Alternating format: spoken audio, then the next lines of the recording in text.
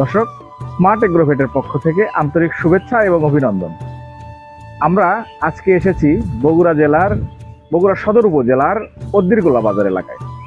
এখানে সম্প্রতি ধানের যে ব্যাপক পরিমাণ ব্লাস্ট বা ঘাড় পচা রোগের আক্রমণ ঘটেছে, তার প্রতিরোধে এই এলাকার চাষিরা কি ব্যবস্থা গ্রহণ করেছে সেটি নিয়ে আজকে কথা বলবো। সম্প্রতি যে পরিমাণ তাপমাত্রা বিরাজ করছে, তাতে করে ধানের হিট ইনজুরি বা ঘাড় পচা রোগ অতিরিক্ত মাত্রায় ছড়িয়ে পড়েছে। এর প্রতিরোধে এই এলাকার চাষিদের ব্যবস্থাপনা সম্পর্কে আজকে জানবো, কথা বলবো একজন চাষির সাথে। আসসালামু আলাইকুম।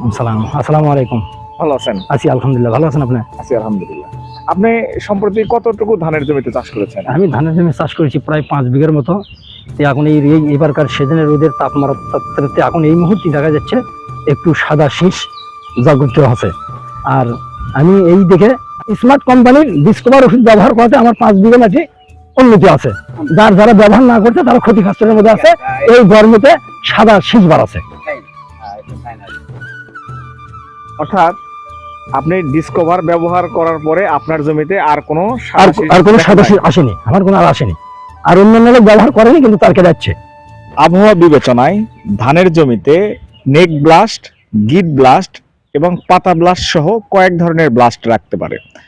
এর মধ্যে নেক ব্লাস্ট বা ঘাড় ব্লাস্ট এটি অত্যন্ত ক্ষতিকারক।